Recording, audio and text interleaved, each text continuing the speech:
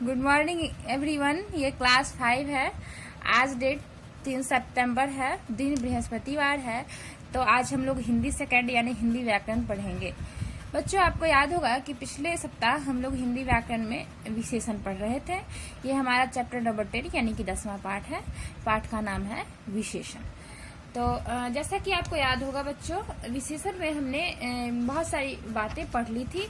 जैसे कि आप यहाँ देख रहे हैं कि ये हमारा विशेषण चैप्टर है। विशेषण को इंग्लिश में हम क्या बोलते हैं? एडजेक्टिव कहते हैं। उसके बाद हमने क्या जाना था? उसके बाद हमने विशेषण को जाना था कि विशेषण कहते किसे हैं। तो हमने क्या जाना कि जिन शब्दों के द्वारा किसी संज्ञा या सर्वनाम की विशेषता प्रकट होती है उसे हम विशेषण कहते हैं। उसके बाद हमने विशेष्य और विशेषण के बारे में पढ़ा था। तो हमने विशेष्य और विशेषण के बारे में पढ़ते हुए यह पढ़ा था कि जिन संज्ञा और सर्वनाम की विशेषता बताई जाती है उसे विशेष्य और विशेषता बताने वाले शब्द विशेषण कहलाते हैं। एक बार फिर से आप सुनेंगे। जिन संज्ञा या सर्वनाम की विशेषता बताई जाती है उन्हें विशेष्य और विशेषता बताने वाले शब्द विशेषण कहलाते हैं। उसके बाद हमने क्या जाना कि विशेषण कितने प्रकार के हैं। तो हमने जाना कि विशेषण के 5 प्रकार होते हैं। कौन कौन से? गुणवाचक विशेषण, परिमाणवाचक विशेषण, संख्यावाचक विशेषण, सार्वनामिक विशेषण और व्यक्तिवाचक विशेषण। हमने बारी बारी से सभी विशेषण के प्रकार के बारे में भी पढ़ लिया था, जिसमें हमने आपको सभी विशेषण के प्रकार की परिभाषा और उदाहरण भी हमने आपको बता दिया था। उसके बाद हमने क्या जाना था? तो उसके बाद हमने जाना था विशेषणों की रचना, यानी कि विशेषण की कैसे रचना की जाती है, विशेषण को कैसे बनाया जाता है। तो उसमें हम जाना था कि विशेषणों की रचना 2 तरह से होती है। पहला कुछ शब्द ऐसे हैं जो मूल रूप से विशेषण होते हैं, यानी हमें उनकी रचना करने के लिए हमें किसी चीज की आवश्यकता नहीं होती है, वो अपने मूल रूप में ही विशेषण होते हैं। और दूसरा हमने जाना था कि कुछ शब्द में हम उपसर्ग तथा प्रत्यय लगाकर उन शब्दों को विशेषण के रूप में परिवर्तित करते हैं, यानी शब्द में हम उपसर्ग अथवा प्रत्यय लगाकर विशेषण की रचना करते हैं। तो इतनी बातें हमने पिछले सप्ताह पढ़ ली थी। एक सप्ताह हो गया था, इसलिए हमने एक बार इस बात को फिर से रिवाइज कर लिया ताकि पिछली बातें हमको याद आ जाए। अब चलिए हम इस पाठ में आगे पढ़ते हैं और जानते हैं कि आगे हमें क्या पढ़ना है। अब आगे हमें विशेषणों की रचना के बाद हमें प्रविशेषण पढ़ना है कि प्रविशेषण क्या होता है। प्रविशेषण किसे कहते हैं? तो आइए समझते हैं। क्या कहा गया है कि कुछ शब्द ऐसे भी होते हैं जो विशेषणों की भी विशेषता बताते हैं, यानी कि विशेषण की विशेषता बताते हैं। ऐसे पदों को प्रविशेषण कहा जाता है। जैसे आइए देखते हैं, जैसे कि कविता बहुत तेज लड़की है। आप यहाँ सबसे पहले देखेंगे कि कविता बहुत तेज लड़की है।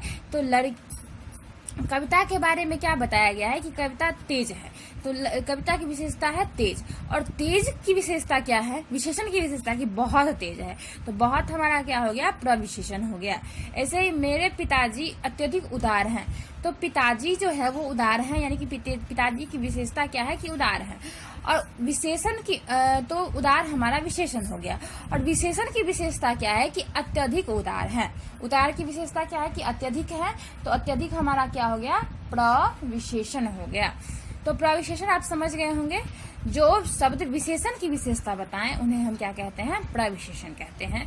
हमने एग्जाम्पल से भी आपको समझा दिया, जैसे कि यहाँ पे बहुत और अत्यधिक क्या हो गया? प्रविशेषण हो गया, क्योंकि आपने देखा कि ये दोनों शब्द क्या कर रहे हैं? तो विशेषण की विशेषता बता रहे हैं। अब हम आइए विशेषणों की अवस्थाएं यानी कि डिग्री ऑफ एडजेक्टिव के बारे में जानते हैं कि विशेषण की कितनी अवस्थाएं होती हैं और कौन कौन सी अवस्थाएं होती हैं। तो जैसे कि देखिए दिया गया है, विशेषणों द्वारा व्यक्तियों, वस्तुओं अथवा स्थानों आदि की विशेषता बताई जाती है। विशेषण के द्वारा किसकी विशेषता बताई जाती है? तो व्यक्ति, वस्तु अथवा स्थान की विशेषता बताई जाती है। यह बात तो हमें पहले ही पढ़ चुके हैं। ऐसे में कभी कोई विशेषता किसी विशेष से कम तथा किसी से अधिक बताई जाती है।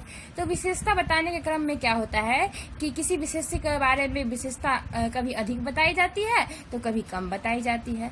तो जैसे उदाहरण से समझते हैं, जैसे कि यहाँ पे दिया गया है कि प्रिया सुंदर है। प्रिया की विशेषता क्या है कि प्रिया सुंदर है। अब देखिए यहाँ क्या है कि प्रिया किरण से अधिक सुंदर है। तो यहाँ एक विशेष्य है प्रिया, जो प्रिया सुंदर है, लेकिन यहाँ दो विशेष्य है प्रिया और किरण। दोनों की सुंदरता के बारे में बताया गया है कि प्रिया जो है वो किरण से अधिक सुंदर है, यानी कि प्रिया अधिक सुंदर है और किरण कम सुंदर है। तो यहाँ कम और अधिक बताया गया है। और अगला देखिए, प्रिया कक्षा में सबसे अधिक सुंदर है, यानी प्रिया जो है अपने कक्षा के सभी छात्र छात्राओं से सबसे अधिक सुंदर है।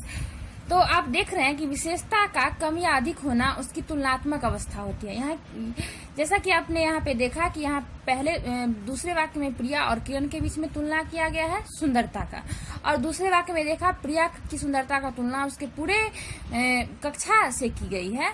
तो विशेषता का कम या अधिक होना उसकी तुलनात्मक अवस्था होती है, और तुलना की दृष्टि से विशेषण की 3 अवस्थाएं होती हैं। यानी कि तुलना हम किसी चीज की तुलना 3 तरीके से करते हैं, इसलिए विशेषण तुलना की दृष्टि से विशेषण कितनी अवस्थाएं होती हैं, तो 3 अवस्थाएं होती हैं। सबसे पहला है हमारा मूलावस्था। क्या होता है? पहला है हमारा मूलावस्था, यानी कि पॉजिटिव डिग्री। अब मूलावस्था क्या होता है? तो यह विशेषण का मूल रूप होता है। क्या होता है? यह विशेषण का मूल रूप होता है, और इसमें विशेष्य का किसी अन्य से तुलना नहीं की जाती है। जैसे कि विपिन लंबा लड़का है, यानी कि मूलावस्था में क्या होता है? यहाँ विशेषण का मूल रूप होता है। विशेषण का मूल रूप क्या होता है? तो इसमें विशेष्य की किसी अन्य से तुलना नहीं की जाती है। जैसे कहा कि विपिन लंबा लड़का है, तो यहाँ विपिन की तुलना किसी अन्य से नहीं की गई। दूसरा होता है हमारा उत्तरावस्था, यानी कि कंपैरेटिव डिग्री। उत्तरावस्था में क्या होता है? तो यह विशेषण का वह रूप होता है जो 2 विशेष्यों की विशेषताओं की तुलना करता है। तो हमने उत्तरावस्था में क्या जाना है कि यह विशेषण का वह रूप होता है जहाँ 2 विशेष्यों की विशेषताओं की तुलना करते हैं, यानी कि 2 विशेष्यों की विशेषताओं का तुलना किया जाता है। जैसा कि हमने पहले पढ़ा था कि प्रिया किरण से अधिक सुंदर है, तो हमने कहा था कि यहाँ 2 विशेष्य है, क्या क्या? प्रिया और किरण, और दोनों की विशेषताओं का तुलना किया गया है।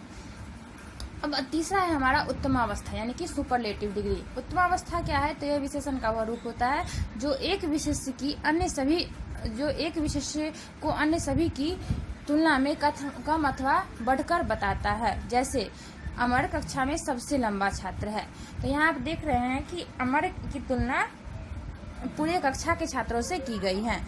तो यह विशेषण का वह रूप है जो एक विशेष्य का अन्य सभी की तुलना में कम अथवा बढ़कर बताता है। तो ये हमारा उत्तमावस्था हो गया। तो बच्चों, आज के लिए बस इतना ही।